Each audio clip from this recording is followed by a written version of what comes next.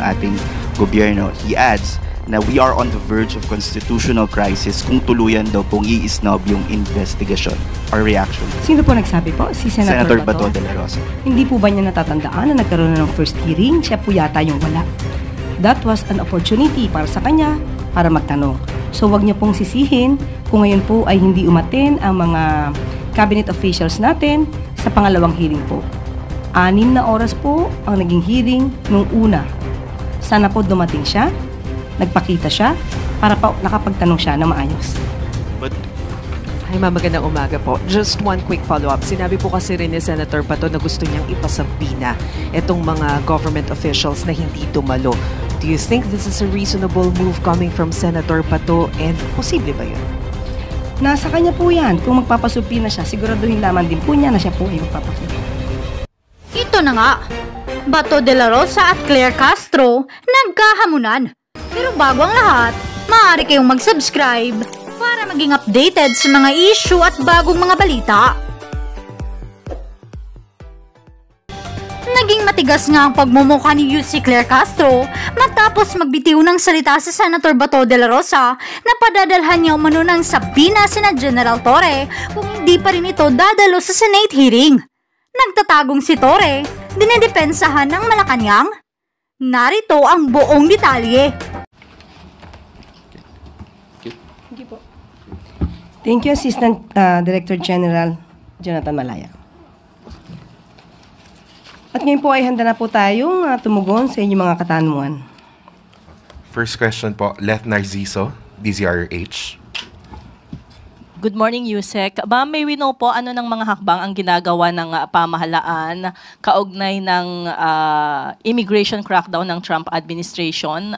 Sabi po kasi sa ulat, mayroon ng 20 undocumented Filipino migrants ang nakakulong sa US ngayon. Po, muli ang mga detalye pong ito ay ipapaubaya po natin pansamantala sa DFA at kapag ka po mayroon na po tayong detalye na katugunan po dito, ibibigay po namin agad sa inyo.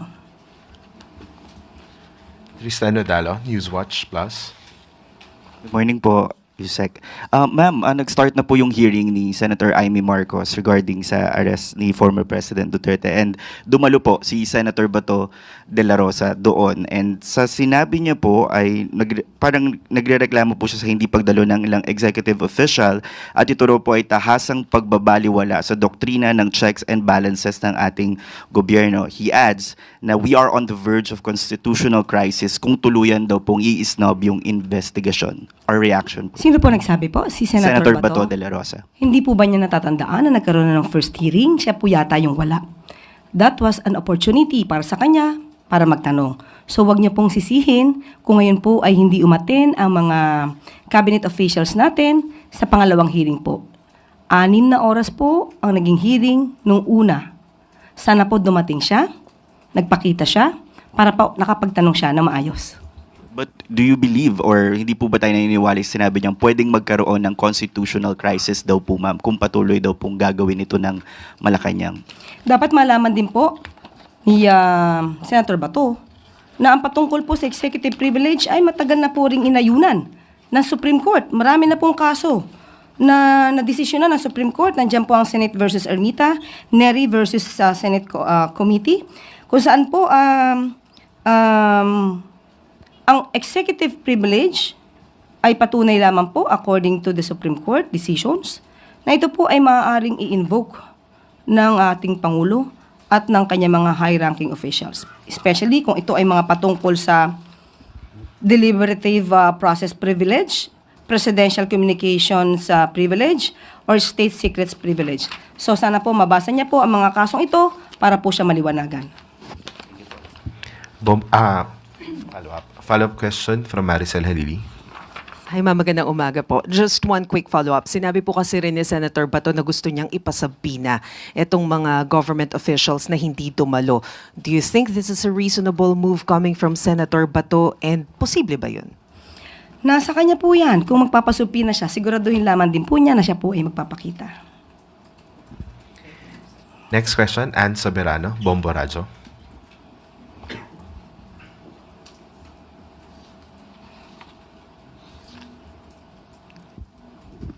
Yusek, sinabi kasi kanina na on negotiation phase pa yung pagbili natin ng F-16 sa US. Sakali, Yusek, saan kukunin ng gobyerno ang pondo pambili po ng mga nasabing aircraft? Naku po. Sa ngayon po, ako po personal ay hindi ko po batid ang kasagutan patungkol dyan. Sana po natanong kanina kay Sir Jonathan Malaya. Anyway, sabi pa po natin, wala pa pong detalye, katulad pong sinabi ni Sir Jonathan Malaya. At alamin po natin kasi nasa negotiation pa lang po. At pagka po nagkaroon na po ng mga detalye patungkol po sa budget, muli ibibigay po agad namin sa inyo. Thank you po. Sam Medinilla, Business Mirror.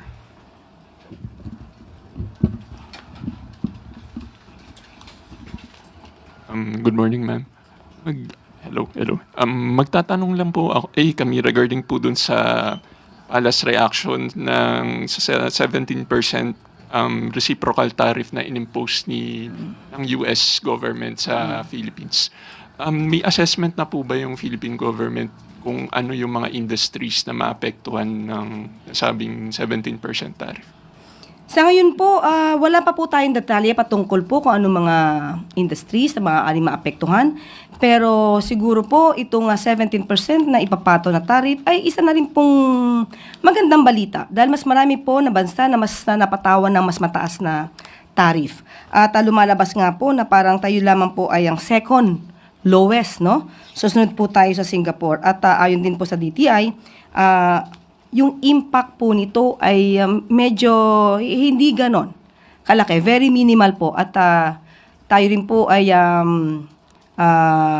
naniniwala sa isang relasyong maganda, ang US-Philippine Alliance. Kaya po, ang pagpapataw po ng 17% ay maaari na pag-aralan din po ng gobyerno po, ng administrasyon ng US. Kaya ito po ay tatanggapin natin. Pero kung ano man po ang maaaring maging impact, of course, tayo ay dapat tumugon ng nararapat. Pero as of the moment, sabi nga po ng DTI, very minimal po ang magiging impact sa atin ito.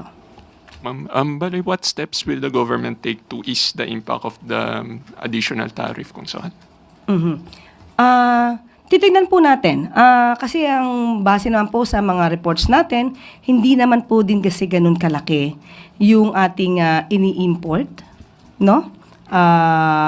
Or ine-export, hindi tayo malaki ang ine-export sa US. At alamin po natin, base na rin po sa DTI at sa DOF, kung ano maaaring maging dating or impact ng 17% sa mga project or sa mga produkto ng Pilipinas. Last na lang, ma'am. Will the government appeal the additional tariff sa US government po? May plano po bang mag-apela yung Pilipinas na parang i-reduce or tanggalin yung 17% tariff? Sa ngayon po, wala pa po tayong nadidinig kung may plano po. Pero kapag ka po nagkaroon ng pag-uusap patungkol po dito, at muli, ibibigay po namin ng update patungkol dyan. Thank you po, ma'am. Yusek, we have a follow-up question from Ace Romero, Philippine Star. But Yusek, how is the Philippines taking that decision from the Trump admin, given that the US is a traditional ally of the Philippines and supposedly we have very close ties? So how is Malacanang taking this additional tariff?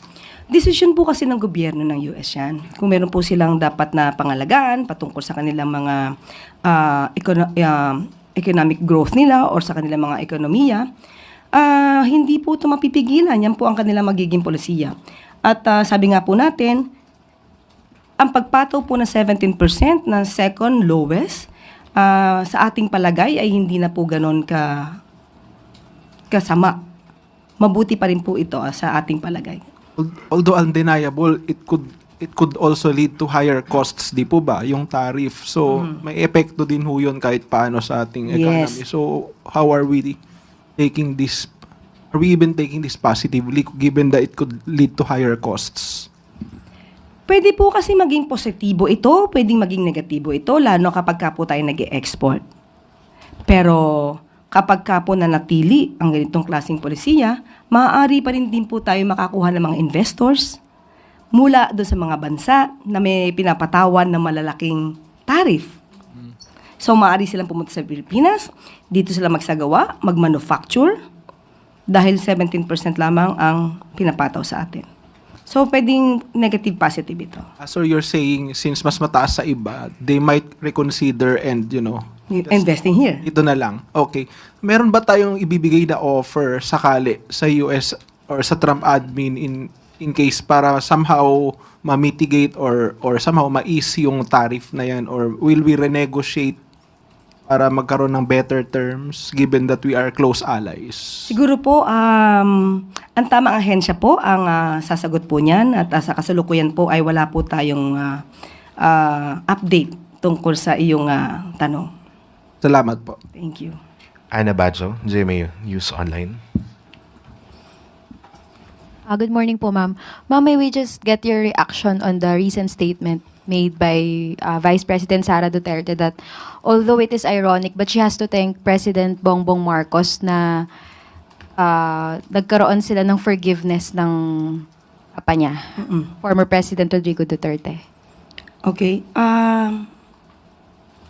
Mas maganda po siguro kung magpasalamat muna si VP Sara sa kanyang ama mismo, kay dating Pangulong Duterte.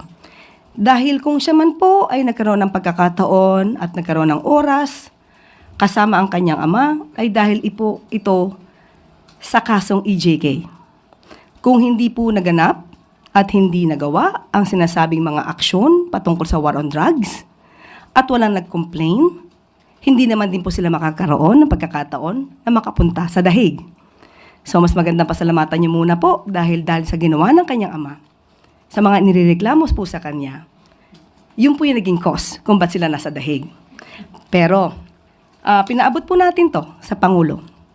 At ang sabi po niya, glad I could help. Thank you, ma'am. Okay. Hi.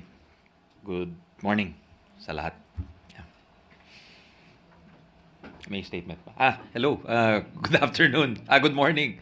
Galing lang kami sa Palasyo and the President was witness na dito sa agreement to joint circular of DepEd and DBM na to create 300 new child development centers dahil ito ay nakabase dun sa finding na UNICEF, may finding ang UNICEF na 78% of children below 5 ay wala sa daycare centers. So, sabi nga ni Presidente, kahit may batas tayo requiring each municipality to build a daycare center because of dun sa kulang sa pananalapi, hindi na pondohan ng ibang low-income municipalities. So, itong programa ni Presidente today, yung utos niya, which came just a few weeks ago, by the way, kasi nag-present yung EDCOM, present nga yung findings about yung children na walang access sa daycare centers at saka yung importance of early childcare and education. So, inutos niya kagad. Tapos ngayon, nandito na tayo. Nagkumilos din ng DBM. Meron tayong 1 billion for 300 plus daycare centers and most of them will be in Visayas and Mindanao. I think close to 239 yata yung nasa Visayas and Mindanao. Special target to BARM, which is experiencing the highest highest levels of hunger in the country. So we're ready for questions kung meron. Okay, sige. At makakasama din po natin ang DSWD Assistant Secretary si Irene Dumlao. Asek?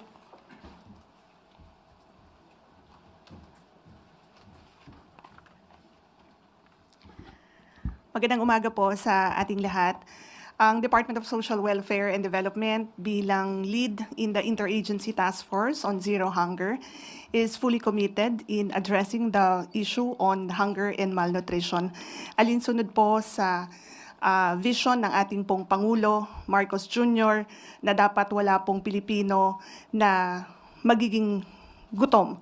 Kung kaya nga po, tinitiyak ng DSWD na nag-harmonize, nag-align yung iba't ibang mga programa at serbisyo ng national government agencies, and that would continue to partner with the private sector so that we could collectively come up with sustainable solutions that would ultimately address the problem on hunger and malnutrition. We're now opening the floors for questions for Secretary Angara and ASEC Dumlao. Jinky Batigatos, IBC 13. Good morning, secretaries. Good morning po. Hi, sir. Sir, following the mandate of the President po about doon sa daycare centers, no, for particularly in Mindanao and in Visayas, right? So, ano yung target po niyo to accomplish all of this 300? Siguro depende sa funding yan. Hopefully we will have bigger funding in the coming year, 2026, no? So of course dadaan pa tayo ng budgetary process. But I think ang target is to close the gap as much as possible. Pero I think dito pa lang very crucial itong 300 dahil ito yung ibang munisipyo o bayan na wala talagang child development center kasi they are all 4th and 5th class municipalities. So kahit wala silang kakayahan. So pumasok ng national government. At ang connection naman sa nutrition nito, kasi yung feeding program ng DSWD is based in the daycare centers. So pag wala yung bata sa daycare center, hindi napapakain yung bata. So yun yung relation. So that's why we want to get more people, more kids, more children dun sa daycare centers para mas maraming mapakain or mas maraming beneficiaryo yung feeding program ng ating gobyerno. Sir, I And I want to add also, sorry, Jinky, I want to add that dito sa ilalim ng administrasyon ni President Bongbong, pagpasok niya, 3 billion lang ang budget for school feeding.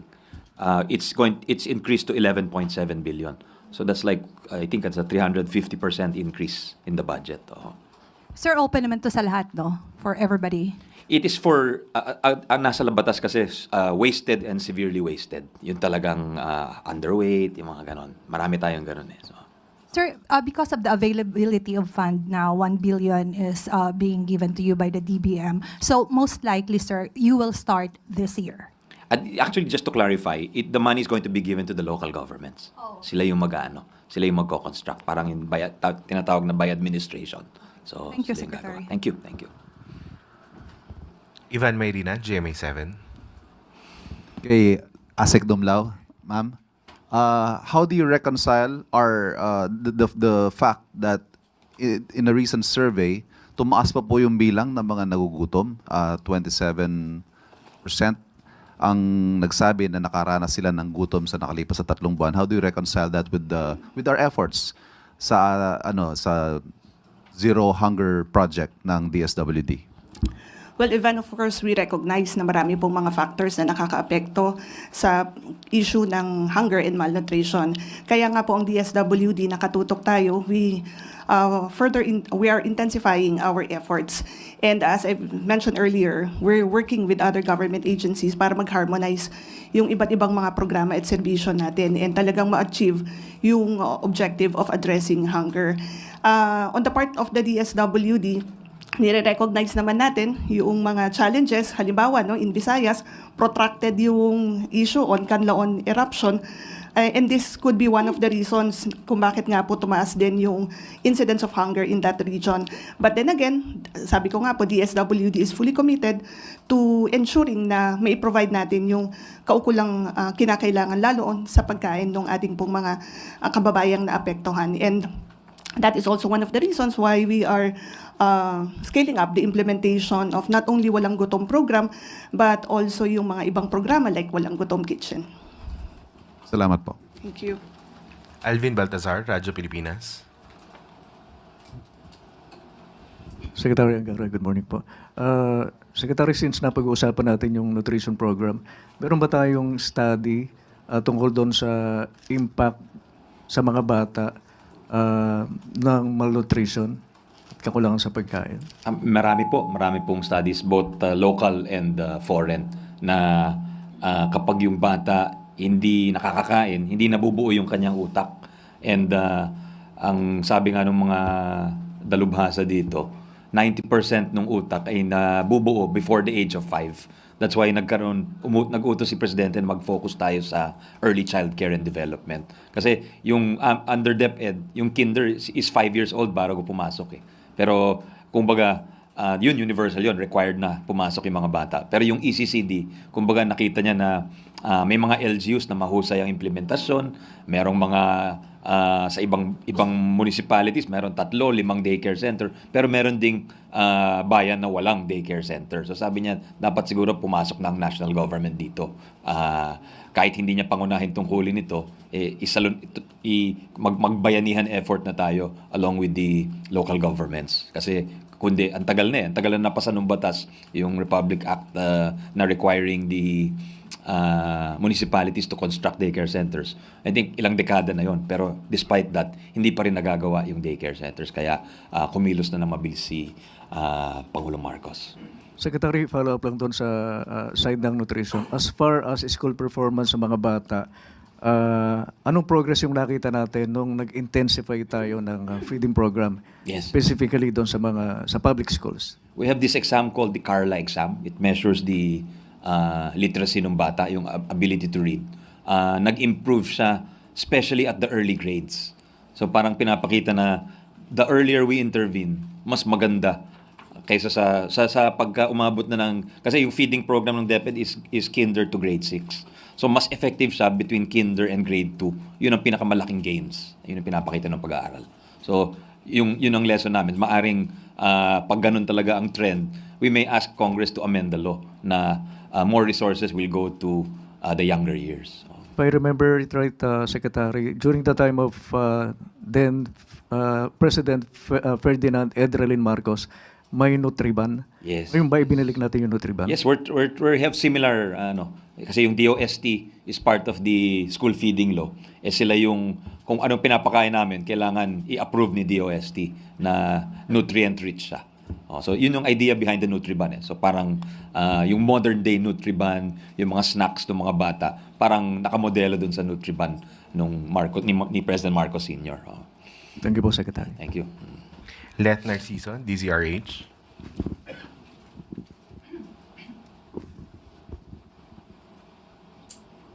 Good morning, Secretary. Sir, guidelines po yung pinirmahan ninyo kanina.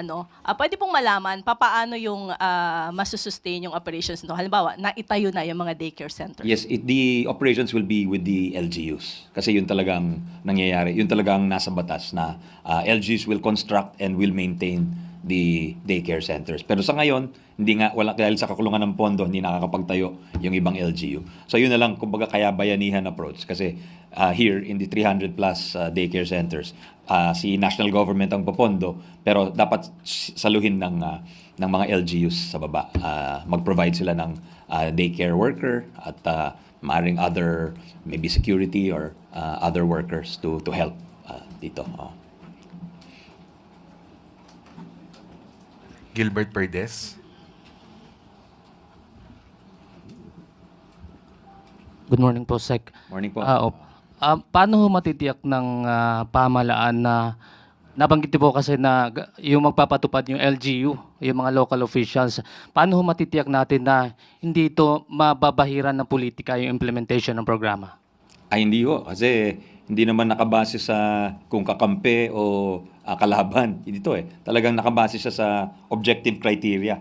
Kung 4th or 5th class municipality ka. So, walang politika dito. Klaro. Thank you po. Yeah. Chanel Salazar, RMN.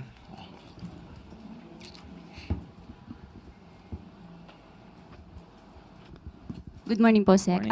Sa side naman po ng mga teachers, paano po ititrain yung mga daycare workers or mga teachers na i-deploy doon sa mga CDC centers? May teacher-to-child ratio po ba? Magandang tanong yan. Actually, pagka younger yung mga bata, mas maliit dapat yung klase.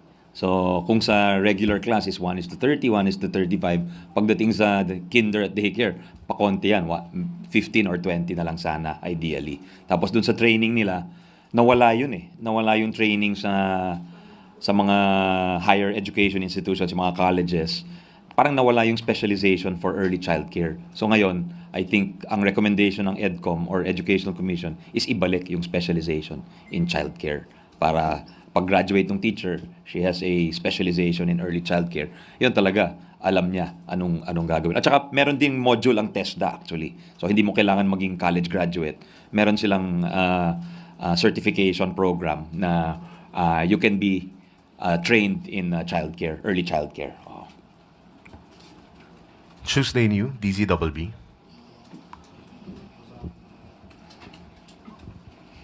Thank you. Good morning, Secretary Angara, sir. po. Sabi nga natin kanina, LGUs po ang mag-i-implement nito. Ano po? So, paano, may mechanism po ba tayo para ma-monitor kung talagang nai-implement ng LGUs itong program to make sure na yung fund naman na ibibigay sa kanila ay hindi masasayang? Yes, opo. Yung DILG po ang magiging agency kasi sila yung nag-interface or nagta-touch base with our local government executives. At meron silang yung tinatawag na Seal of Good Local Governance. Isa sa mga criteria doon ay yung education programs ng isang LGU. So, doon, kumbaga, incentivized yung LGU dahil pagkausap mo yung mga mayors, gusto nilang manalo nung SGLG. Yun ang nangyari dyan, para naging competition yun. So, yun ang I think, incentive. And then, I think there is a new bill na passed by the Senate and the House, nung inamend yung Early Years Act. At dito, ang mag-chair nga nung Early Childcare and Development Council is the DILG. Will be jointly chaired. Main chair is DILG, tapos co-chair si DepEd. So, kasi yun ang parang nawala in the previous law na parang walang role si DILG, and yet nasa LGUs yung